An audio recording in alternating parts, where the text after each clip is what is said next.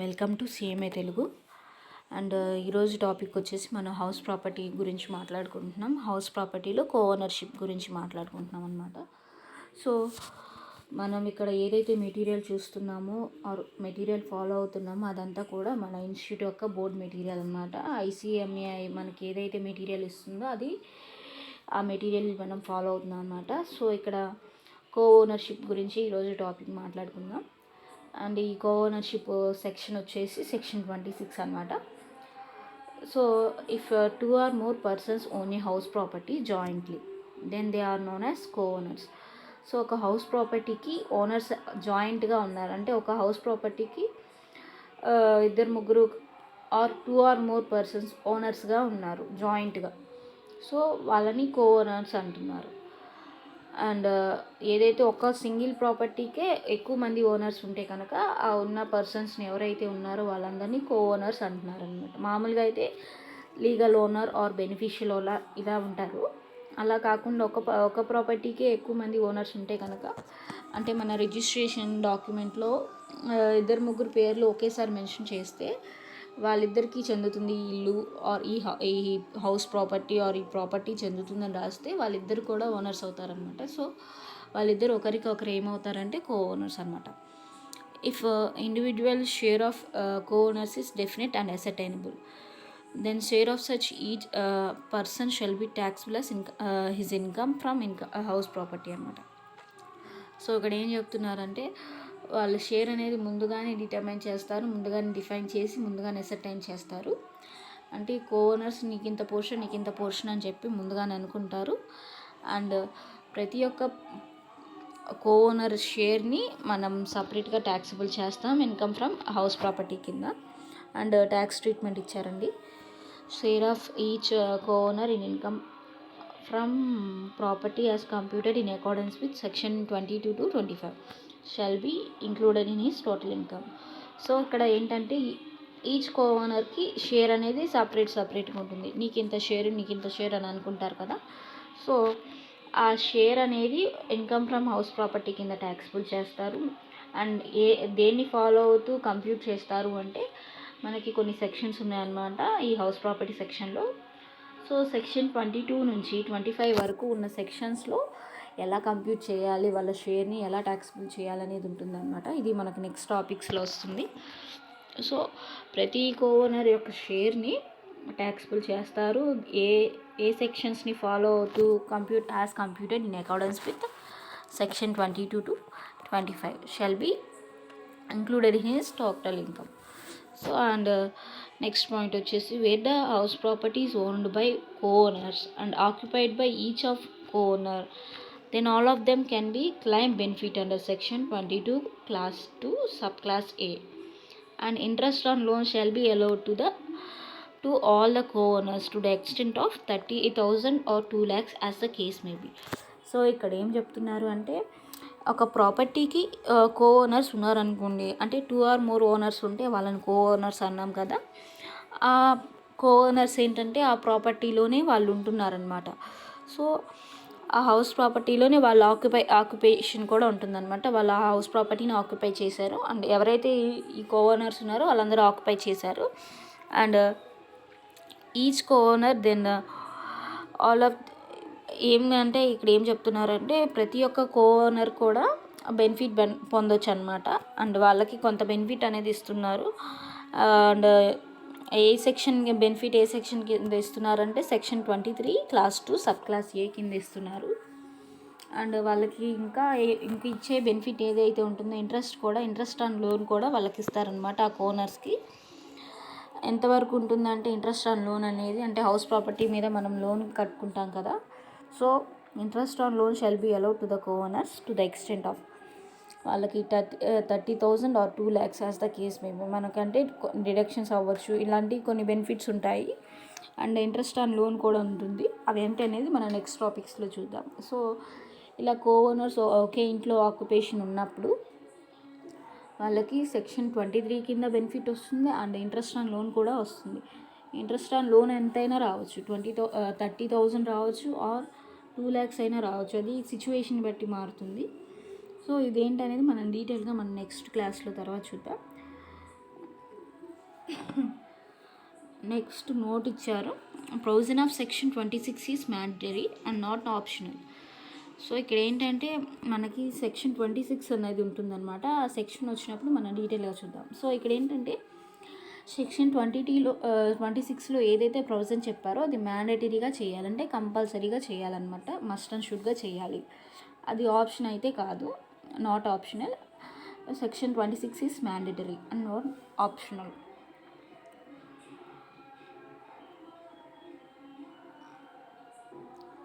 So ఇక్కడ provision of section 26 is mandatory and not optional అన్నారు కదా. సో ఇక్కడ 26 ఏ సెక్షన్ అంటే కో ఓనర్షిప్ సెక్షన్ అనమాట. సో ఈ కో ఓనర్ యొక్క ఇన్కమ్ మీద కంపల్సరీగా హౌస్ ప్రాపర్టీ హెడ్లో ట్యాక్సబుల్ చేయాలి. అండ్ వాళ్ళు కనుక ఆక్యుపేషన్లో ఉంటే కనుక, అంటే ఆ కో ఓనర్స్ ఒకే ప్రాపర్టీలో కనుక ఉంటే కనుక, వాళ్ళే ఉంటే, ఎవరికి రెంట్కి ఇవ్వకుండా లెట్అవుట్కి ఇవ్వకుండా వాళ్ళే ఉంటే వాళ్ళకి 2 బెనిఫిట్స్ వస్తాయి. Under section 23 class 2 sub class ఏలో ఒక బెనిఫిట్ వస్తుంది. అనే వాళ్ళకి ఇంట్రెస్ట్ ఆన్ లోన్ కూడా వస్తుంది. అండ్ వాళ్ళ ఇంట్రెస్ట్ ఆన్ లోన్ 30,000 అయినా రావచ్చు, ఆ 2 lakhs అయినా రావచ్చు. అది సిచ్యువేషన్ బట్టి ఉంటుంది. సో ఇక్కడ సెక్షన్ 26 అనేది మ్యాండేటరీ, అంటే కంపల్సరీగా సెక్షన్ 26 అనేది కో ఓనర్స్ మధ్యలో ఫాలో అవ్వాలి. అండ్ ఫాలో అవ్వము, అది మా ఇష్టం, ఇది రూల్ అంటే ఏం ఉండదు అనమాట. నాట్ ఆప్షనల్, ఇది కంపల్సరీగా ఫాలో అవ్వాలి కో ఓనర్స్ ఎవరైతే ఉన్నారో వాళ్ళు. సో ఇంకో టాపిక్ అనమాట, partners property used by the firm. So ఇప్పుడు మనకి ఏదైతే పార్ట్నర్స్కి ప్రాపర్టీస్ ఉంటాయి, మనకి పార్ట్నర్షిప్ యాక్ట్లో చెప్తుంటారనమాట. ఎవరైతే ఈ పార్ట్నర్స్ అందరూ కలిసి ఒక ఫామ్ అవుతారో దాన్ని ఫామ్ అంటారు. బిజినెస్ చేస్తుంటారు కదా, వాళ్ళని పార్ట్నర్షిప్ బిజినెస్ అంటారు, పార్ట్నర్షిప్ ఫామ్ అంటారు కదా. సో వాళ్ళ గురించి అనమాట ఇక్కడ point. So partners property used by the firm, ఏదైతే పార్ట్నర్స్ యొక్క ప్రాపర్టీ ఉందో అది ఫర్మ్ యూజ్ చేసుకుంటుంది.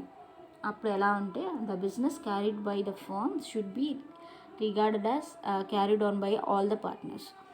Thus, annual letting value of property belonging to the SSC which is in occupation of the firm in which SSC is the partner is not includable in income of SSC's partner under section 22.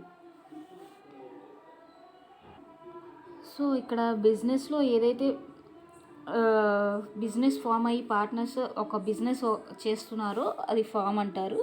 So ఇది అందరి partners follow అవుతుంటారనమాట. అందరు partners కలిసి మనం ఏదైతే business చేస్తున్నామో ఫామ్లో దాన్ని business carried on by a firm అన్నారు.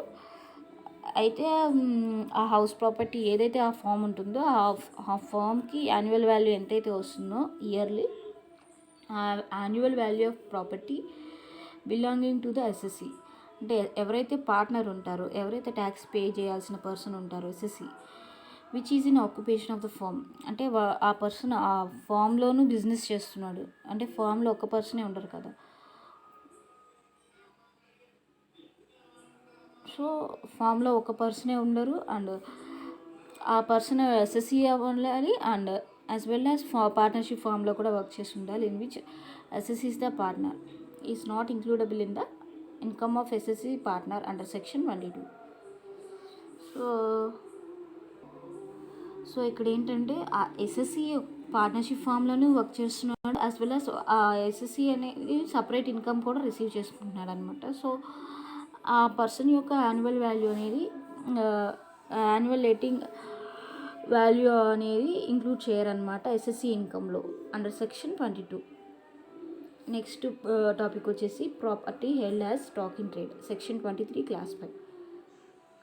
Here house property is held as stock in trade and not let out during any part of previous year, then annual value of such property shall be computed as under. So ఇక్కడ ఏంటంటే property అనేది మనం use చేస్తున్నాం ఎలా అంటే stock in ట్రేడ్గా. ఇది ఏ సెక్షన్లో చెప్తున్నారంటే అండర్ సెక్షన్ 23 క్లాస్ 5. సో ఇక్కడ ఏంటంటే మన హౌస్ ప్రాపర్టీ ఉంది, ఆ హౌస్ ప్రాపర్టీని ఏం చేస్తున్నామంటే స్టాక్ ఇన్ ట్రేడ్ లాగా యూజ్ చేస్తున్నాం. అంటే ఏంటి, మన రెంట్కి ఇవ్వలేదు కానీ స్టాకింగ్ ట్రేడ్గా యూజ్ చేస్తున్నాం. And not let out during any part of the previous year, then annual value of house property shall be calculated as under. So ఇక్కడ ఏంటంటే స్టాకింగ్ ట్రేడ్ అంటే ఇది ఒక టైప్ ఆఫ్ బిజినెస్ లాంటిది అనమాట. సో బిజినెస్ పర్పస్ కోసం use చేస్తున్నారనమాట stacking trade అంటే. అంటే బిజినెస్ కాదు కానీ బిజినెస్ పర్పస్ కోసం ఆ ప్రాపర్టీని యూజ్ చేస్తున్నారు. అండ్ అది ఆ ప్రాపర్టీ అనేది లెట్అవుట్కి ఇవ్వలేదు, అంటే రెంట్కి ఇవ్వలేదు. అండ్ దాని యాన్యువల్ వాల్యూని ఎలా క్యాలిక్యులేట్ చేస్తారు అంటే up to 1 year from the end of financial year in which the certificate of completion of construction of property is obtained from the competent authority.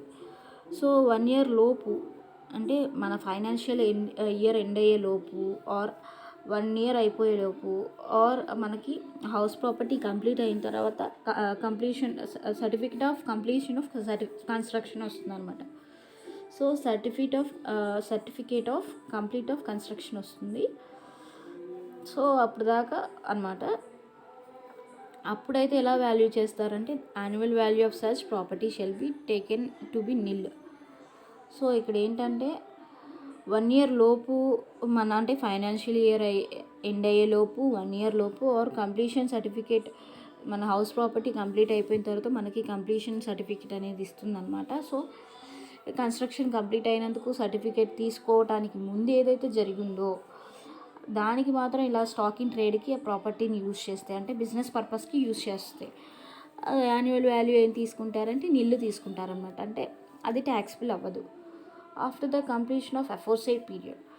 So మనకు ఆ కంప్లీషన్ పీరియడ్ అయిపోయింది తర్వాత కనుక అది బిజినెస్ పర్పస్కి యూజ్ చేస్తే so annual value of such property shall be computed as per other provisions. So ఈ house property యొక్క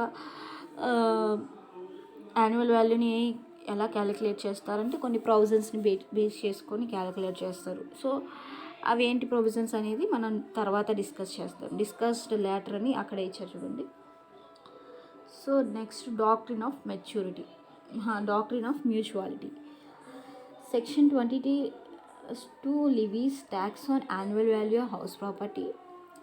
సో ఇక్కడ ఏంటంటే మనకి హౌస్ ప్రాపర్టీలో సెక్షన్ 22 ఛార్జింగ్ సెక్షన్ అన్నాం కదా. సో సెక్షన్ 22 ఏం చెప్తుందంటే హౌస్ ప్రాపర్టీ యొక్క యాన్యువల్ వాల్యూ గురించి చెప్తుంది and not on actual income from house property. So యాక్చువల్గా ఇన్కమ్ ఎంత వస్తుంది హౌస్ ప్రాపర్టీ గురించి అనేది సెక్షన్ 22 చెప్పదు, కానీ సెక్షన్ 22 ఏం చెప్తుంది, హౌస్ ప్రాపర్టీని ఎలా ట్యాక్స్ చేయాలి, ఎలా ఛార్జబుల్ చేయాలని చెప్తుంది అనమాట. అండ్ దాని యాన్యువల్ వాల్యూ ఎంత ఎలా డిటర్మైన్ చేయాలని అండర్ సెక్షన్ 22లో చెప్తుంది. అంతేగాని హౌస్ ప్రాపర్టీ నుంచి యాక్చువల్ ఎంత ఇన్కమ్ వస్తుంది, not on actual income from house property అనమాట.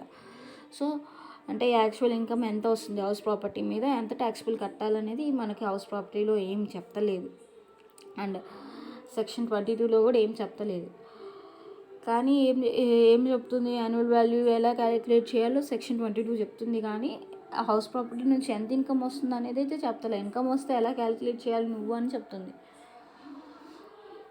In case of a club which provides recreational facilities exclusively to its members and their guests and not to any non-members, it is considered as non-profit seeking person and run on a no profit no loss business.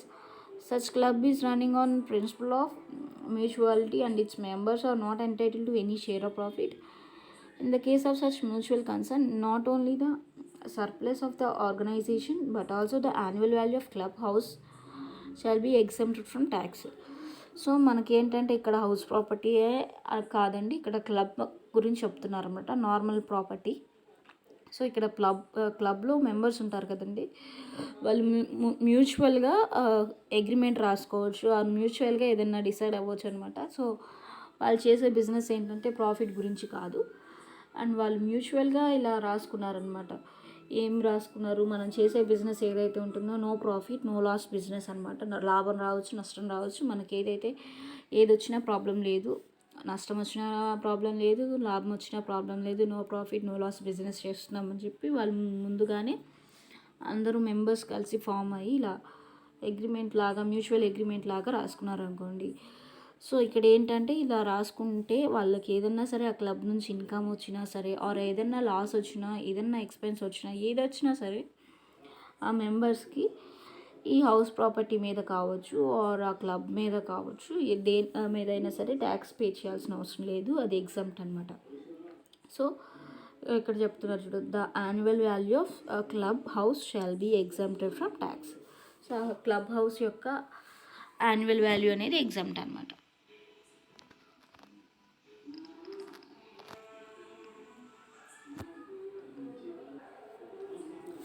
And next topic వచ్చేసి exempted properties అంటే ఏంటంటే మనకు house properties ఉన్నాయి, దాన్ని దేనికైనా use చేయని నీకు exemption వస్తుంది, నువ్వు ట్యాక్స్బుల్ చేయని అవసరం లేదు, ట్యాక్స్ కట్టాల్సిన అవసరం లేదు, దాని మీద ఏమి ఇన్కమ్ వచ్చినా ఇన్కమ్ రాకపోయినా సరే సంబంధం ఏం లేదు, నువ్వు ట్యాక్స్ కట్టే పని లేదు, అది ఎగ్జామ్షన్ అని చెప్తున్నారు ముందుగానే. ఇక్కడ హౌస్ ప్రాపర్టీ హెడ్లో చెప్తున్నారు అనమాట. ఏ ప్రాపర్టీస్ మనకి ఎగ్జామ్టెడ్ వస్తాయి అనేది ఇప్పుడు చూద్దాం. Income from the following house properties are exempt from tax. So ఈ కింద చెప్పిన ప్రాపర్టీస్ ఏవైతే ఉన్నాయో అవి ఆ ప్రాపర్టీస్ కనుక మనం యూస్ చేస్తూ ఉన్నట్టయితే మనం వాటి మీద ఏ ఇన్కమ్ వచ్చినా సరే ట్యాక్స్ కట్టే అవసరం లేదు, అది ఎగ్జామ్టెడ్ అనమాట.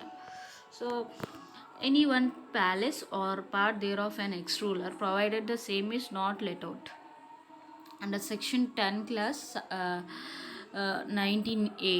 సో ఇక్కడ ఏంటంటే మనకి సెక్షన్ 10 అనేది ఎక్కడ వచ్చినా సరే అది ఎగ్జామ్టెడ్ సెక్షన్ అనమాట. సో ఇక్కడ ఏంటంటే ఏదైనా ప్రాపర్టీ మన పాతకాలం రాజుల నాటిది కావచ్చు ఆర్ ఏదైనా సరే ప్యాలెస్ కావచ్చు, any one palace or part there of అంటే ప్యాలెస్లో ఏదైనా ఒక పార్ట్ కావచ్చు, అది ఏదైనా సరే రాజుల కాలం నాటిది అయి ఉండొచ్చు. అంటే మనకి ఇలా గోల్కొండ, బిర్లా మందిర్ లాంటి ఏదైతే ఉన్నాయో, చార్మినార్ ఇలాంటివి ఏదైతే ఉన్నాయో ఇలాంటి ప్రాపర్టీస్లో పూర్తిగా కానీ ఆర్ పార్ట్లీ కానీ దాన్ని యూజ్ చేస్తున్నారు అనుకోండి, అండ్ దాని నుంచి ఏదైనా ఇన్కమ్ వచ్చినా సరే ఆ ఇన్కమ్ని ట్యాక్స్ చేయాల్సిన అవసరం లేదు, అది ఎగ్జామ్టెడ్ ప్రాపర్టీ అనమాట. కానీ ఇక్కడ ఏం చెప్తున్నారంటే ఆ ప్రాపర్టీని ఎవరికి రెంట్కి ఇచ్చి ఉండకూడదు. ఆ ప్రాపర్టీ నువ్వు ఎలా అయినా యూజ్ చేసుకో, ఎలా అయినా ఇన్కమ్ తెచ్చుకో, అది ఎగ్జామ్ట్ అవుతుంది. కానీ ఆ ప్రాపర్టీని రెంట్కి ఇచ్చి ఆర్ లెట్అవుట్కి ఇచ్చి నువ్వు ఇన్కమ్ తెచ్చుకుంటే కనుక అది ట్యాక్స్బుల్. అలా కాకుండా ఏ ఇన్కమ్ వచ్చినా సరే ఆ ప్రాపర్టీ నుంచి, ఆ ప్యాలెస్ నుంచి, అది ఎగ్జామ్టెడ్ అనమాట.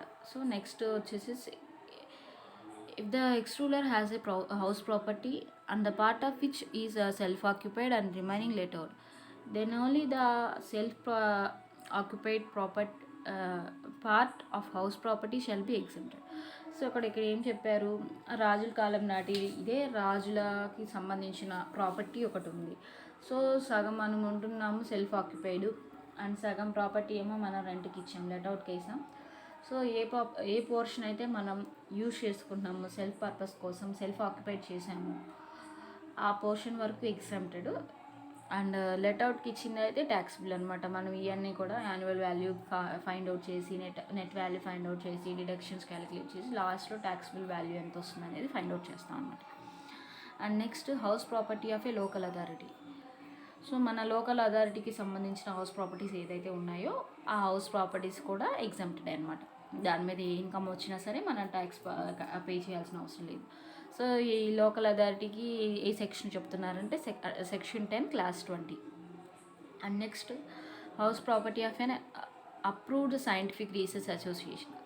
సో మనకేంటంటే రీసెర్చ్ సెంటర్స్ ఉంటాయి, రీసెర్చ్ సెంటర్స్కి సంబంధించిన హౌస్ ప్రాపర్టీస్ ఏదైతే ఉన్నా సైంటిఫిక్ రీసెర్చ్కి సంబంధించింది కానీ ఆర్ దేనికి సంబంధించి అయినా సరే మన రీసెర్చ్ అండ్ డెవలప్మెంట్ యాక్టివిటీస్ చేసే ప్రాపర్టీస్ ఏదైతే ఉన్నాయో ఆ ప్రాపర్టీస్ నుంచి మనకి ఏమన్నా ఇన్కమ్ వచ్చినా సరే అది నాట్ ట్యాక్స్బుల్ అనమాట, ఎగ్జామ్ట్ అనమాట.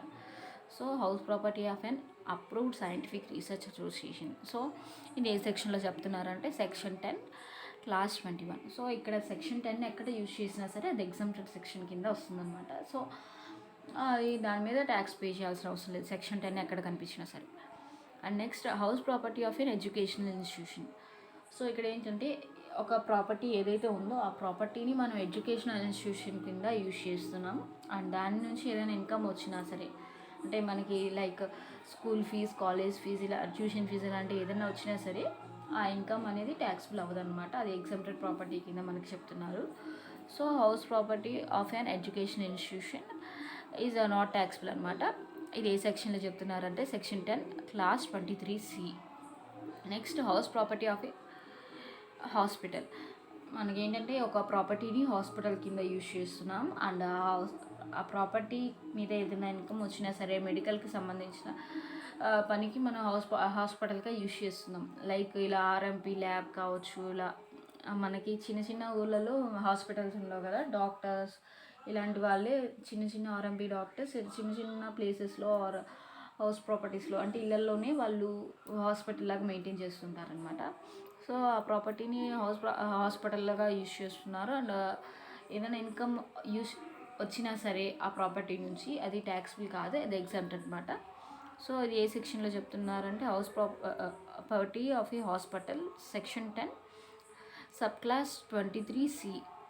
Next house property of A person being resident of Ladakh. So ఇక్కడ ఏంటంటే లడాఖ్లో ఉన్న రెసిడెంట్ ఎవరైతే ఉన్నారో ఆ లడాఖ్ రెసిడెంట్ యొక్క ప్రాపర్టీ ఏదైనా ఉన్నా సరే అది ఎగ్జామ్ట్ అనమాట.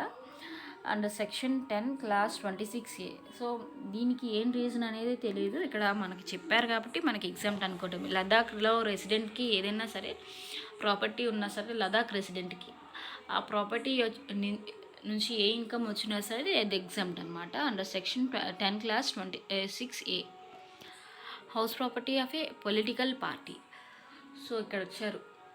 సో మనకు ఫస్ట్ నుంచి వస్తుంది, శాలరీలో వస్తుంది, అన్నీ బిజినెస్ హెడ్లో వస్తుంది, అదర్ సోర్సెస్ హెడ్లో వస్తుంది. మన గవర్నమెంట్ ఎంప్లాయీస్కి, పొలిటీషియన్స్కి ఏ ప్రాపర్టీ ఉన్నా ఏ ఇన్కమ్ వచ్చినా అది ఎగ్జామ్ట్ అని చెప్తూనే ఉంటారు. సో ఇక్కడ ఏంటి, పొలిటీషియన్స్కి ఏ ప్రాపర్టీ ఉన్నా సరే ఆ పొలిటీషియన్కి సంబంధించిన ప్రాపర్టీస్ మీద ఏ ఇన్కమ్ వచ్చినా సరే అది ఎగ్జామ్ట్ అని చెప్తున్నారు. So house property of A political party section 13A ఇది ఎగ్జామ్ట్ అనమాట. Next house property of A trade union. So మనకి ట్రేడ్ యూనియన్స్ కొన్ని ఉంటాయి. సో ఏదైనా హౌస్ ప్రాపర్టీ ట్రేడ్ యూనియన్ కింద కనుక యూజ్ చేస్తే ట్రేడ్ యూనియన్సే హౌస్ ప్రాపర్టీని యూజ్ చేస్తే అది ఎగ్జామ్టెడ్ ప్రాపర్టీ అనమాట. Section 10 class 24 A farm house. And ఇంకేం చెప్పారు, ఫామ్ హౌస్ అనమాట. అంటే మనకి పొలిటీషియన్స్కే ఉంటాయి ఈ ఫామ్ హౌస్లు కూడా, maximum farm house, guest house ఇలాంటివి కూడా చాలా రిచ్ పీపుల్కి, పొలిటీషియన్స్కి అలాంటి వాళ్ళకి ఉంటాయి. సో ఇలాంటివి ఏమన్నా ఉన్నా సరే ఫామ్ హౌస్ అండ్ వాటి నుంచి ఏం ఇన్కమ్ వచ్చినా సరే అది ఎగ్జామ్టెడ్ ప్రాపర్టీ అనమాట. సో దాని మీద ఏ ట్యాక్స్ పే చేయాల్సిన అవసరం లేదు. అండ్ ఏ హెడ్ కింద కూడా అది ట్యాక్స్లో అవుతుంది. ఒక్కసారి ఎగ్జామ్షన్ వచ్చిందంటే అది హౌస్ ప్రాపర్టీ కింద ఎగ్జామ్షన్ వచ్చినట్టే. ఆర్ వేరే అదర్ హెడ్స్ శాలరీ కింద అవ్వచ్చు, ఏదైనా అవ్వచ్చు, అన్నిట్లోనూ ఎగ్జామ్షన్ వచ్చినట్టే. అంతేకాని ఇక్కడ హౌస్ ప్రాపర్టీలో ఎగ్జామ్షన్ ఇచ్చి బిజినెస్ ఇన్కమ్లో ట్యాక్సిబుల్ చేయరు, దాన్ని అన్నిట్లోనూ ఎగ్జామ్షన్ వచ్చినట్టే. And next house property held for charitable purpose. So ఏంటి, మన చారిటీస్ కోసం ఏదైనా సరే యూజ్ చేసినా సరే హౌస్ ప్రాపర్టీని దాని మీద ఏమైనా ఇన్కమ్ వచ్చినా సరే అది నాట్ ట్యాక్సిబుల్, అది exempt. And section 11 next house property used for business are profession section 22. So మనకు ముందు నుంచి చెప్తున్నారు హౌస్ ప్రాపర్టీని బిజినెస్ పర్పస్ కోసం యూజ్ చేయకూడదు, అప్పుడే యూజ్ చేయకుండా ఉంటే మాత్రమే అది హౌస్ ప్రాపర్టీ హెడ్ కింద ట్యాక్సిబుల్ అవుతుందని ముందు నుంచే చెప్తున్నారు. సో ఏదైనా ప్రాపర్టీ కనుక బిజినెస్ పర్పస్ కోసం ఆర్ ప్రొఫెషన్ పర్పస్ కోసం యూజ్ చేశారనుకోండి అది హౌస్ ప్రాపర్టీ కింద ట్యాక్సిబుల్ అవ్వదు అండ్ ఇది ఎగ్జామ్టెడ్ ప్రాపర్టీ కింద ట్రీట్ చేస్తున్నారు under section 22. So next computation of income. So మన ఇన్కమ్ ఎలా కంప్యూట్ చేయాలి అండ్ కంప్యూట్ చేసేటప్పుడు కొన్ని హెడ్స్ ఉన్నాయి, అవి ఏంటి అనేది చూద్దాం. The chapter is divided in to the following categories for the purpose of computation. So మన హౌస్ ప్రాపర్టీని క్యాలిక్యులేట్ చేయడం కోసం ఈ చాప్టర్ హౌస్ ప్రాపర్టీ హెడ్ అనేది కొన్ని పార్ట్లుగా డివైడ్ అయ్యింది, కొన్ని కేటగిరీస్గా డివైడ్ అయ్యింది. సో అవి ఏం కేటగిరీస్ అంటే లెట్అవుట్ ప్రాపర్టీ సెక్షన్ 23 క్లాస్ 1. అంటే ఏంటి, మనకి ఏదైతే హౌస్ ప్రాపర్టీ ఉందో ఆ హౌస్ ప్రాపర్టీని రెంట్కి ఇచ్చేసాం, ఇంకే ప్రాబ్లం లేదు, ఏ గొడవ లేదు, ఉన్న ప్రాపర్టీని రెంట్కి ఇచ్చాం అంటే అద్దెకి ఇచ్చాం వేరే వాళ్ళకి, అదొక కేటగిరీ. అండ్ ఇంకో category self occupied property. So ఏంటి, ఎవరికి రెంట్కి ఇవ్వలేదు, మన ఇంట్లో మనమే ఉన్నాం. ఇది ఏ section, section 23 clause A sub clause A.